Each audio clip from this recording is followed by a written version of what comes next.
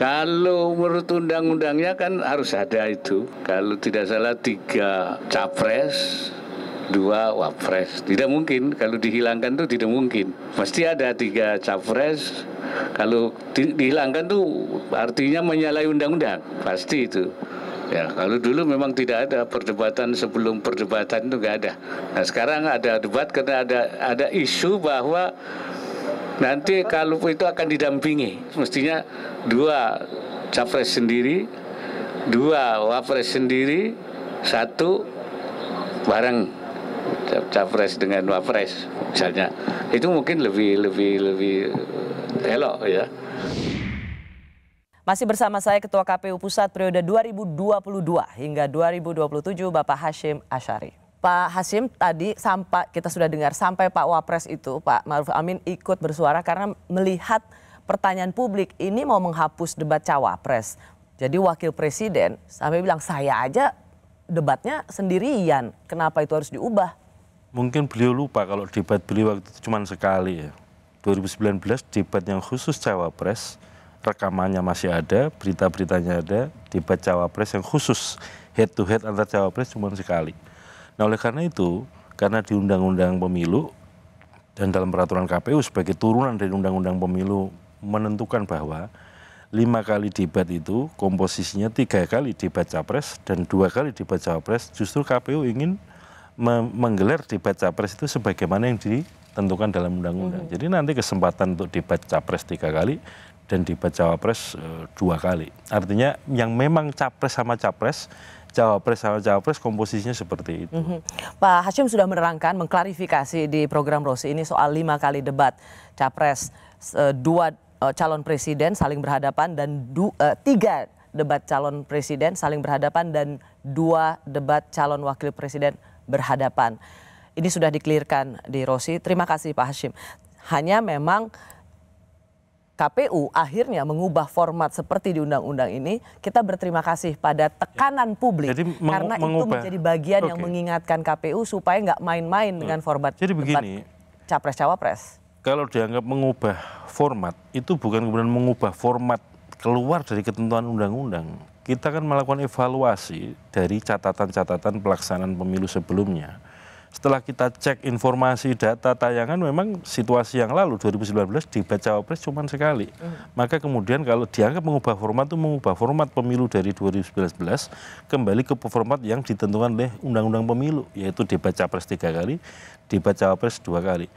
Dan di PKPU tertulis begitu. Bagaimana mungkin KPU membuat PKPU kemudian kita keluar dari yang sudah kita tentukan bahwa ada debat capres 3 kali dan cawapres 2 kali. Ya, Pak Hasyim, kalau begitu supaya orang mendapat persepsi yang sama dari penjelasan Pak Hasyim, kemarin kan sudah diputuskan soal format debat. Betul. Ada pernyataan dari Pak Hasyim, tapi ada hal yang menurut saya tetap harus Pak Hasyim clearkan.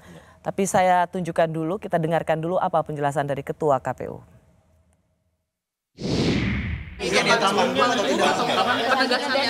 Finalisasinya dua-duanya dipakai atau salah satu ada di... Yang namanya didampingin di sebelahnya kan. Berarti menjadi pajangan Pak, kalau misalnya yang ngomong capres-capres aja, cawapres diem aja. Misalkan sebelum capres jawab, boleh diskusi dulu sama capres. Soal beliau berdiskusi atau tidak kan urusan capres-cawapres. Yang bicara adalah saat debat capres ya, capres yang bicara. Saat debat cawapres yang bicara yaitu adalah cawapres. Berarti bisa saling bantu ya Pak nanti di atas podium? Silakan ditafsirkan sendiri Mbak. Terima kasih. Nah, penjelasan Bapak kemarin ini juga bisa membuat orang menafsirkan macam-macam. Kan harusnya debat cawapres masih bisa dibantu dong sama-sama di podium. Kemudian jadi presiden capresnya pajangan. Itu sebenarnya Anda ngejawab ke wartawan kok juga kayak kemana-mana sih Pak Hasyim? Sebenarnya begini loh, urusan begitu kan tidak urusannya KPU ya.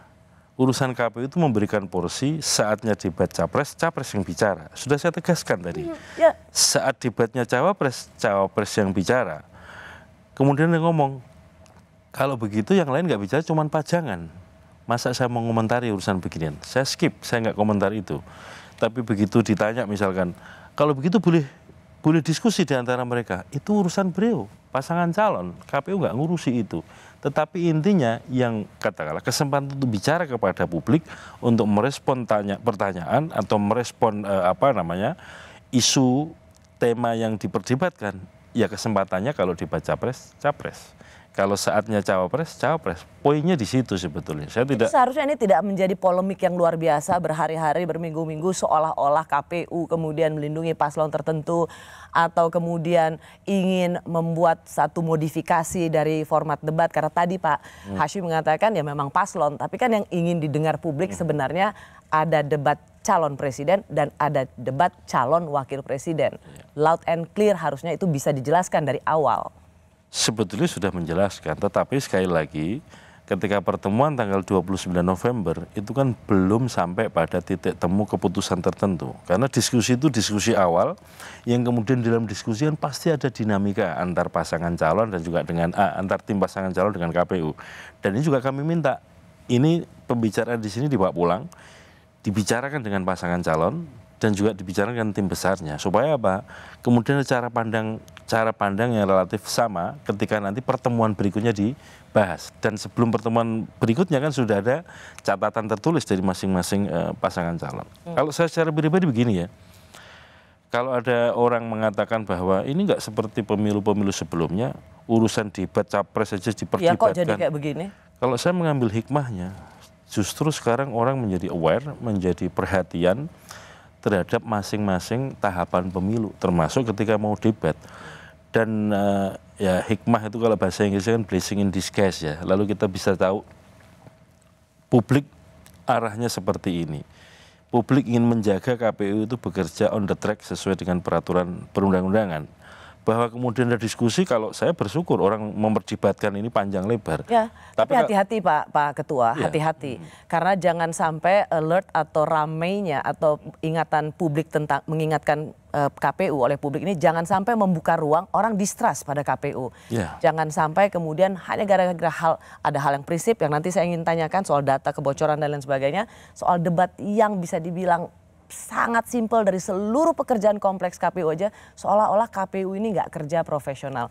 Intinya maksud saya betul boleh menjadi perhatian publik, tapi jangan sampai membuka ruang KPU melahirkan ketidakpercayaan publik pada lembaga yang harus menjadi wasit di pemilu ini. Nah Pak, saya mau tanya lagi, akhirnya kita bisa mendapat jawaban clear, tidak lagi diperdebatkan soal debat capres dan cawapres. Pak, ada kemudian pertanyaan, karena ada keinginan dari paslon, tidak usah ada saling menyanggah.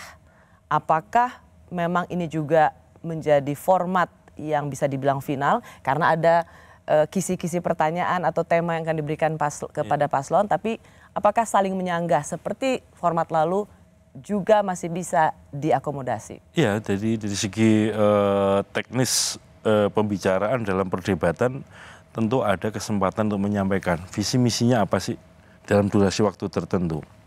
Kemudian berdasarkan visi misi itu akan diajukan sejumlah pertanyaan pendalaman. Dan ada saatnya juga kemudian namanya debat.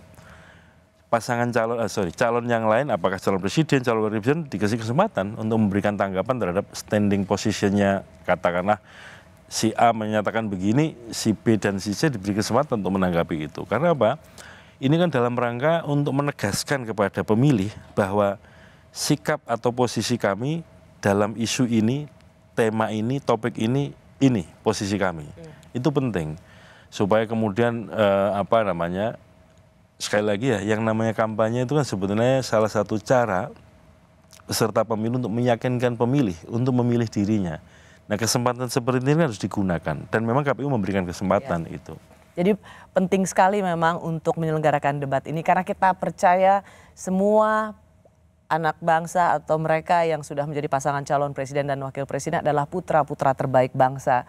Sehingga penting karena dari berbagai survei Pak Ketua, ini kontribusi debat untuk para pemilih ini cukup signifikan. Jadi penting sekali untuk memastikan pemilih akan memilih di 14 Februari setelah melihat rangkaian debat ini. Iya. Pak, saya mau tanya, orang kan selalu mengkaitkan Pak Ketua ini, bisa belok-belok kayak gini, kemarin awalnya bilang pakai porsi 70-30 dan sekarang ini. Apakah memang KPU ini mendapat semacam arahan untuk memodifikasi debat capres? Saya secara pribadi untuk urusan yang ini maupun urusan yang lain tuh nggak pernah ada ya arahan, tekanan atau pressure dari siapapun ya. Bahwa KPU sebagai penyelenggara pemilu selalu di tengah-tengah posisinya. Karena ini kan orang berkompetisi, partai, calon berkompetisi. Sering saya bilang, definisi tentang pemilu itu adalah arena konflik yang dianggap sah dan legal untuk meraih kekuasaan atau mempertahankan kekuasaan.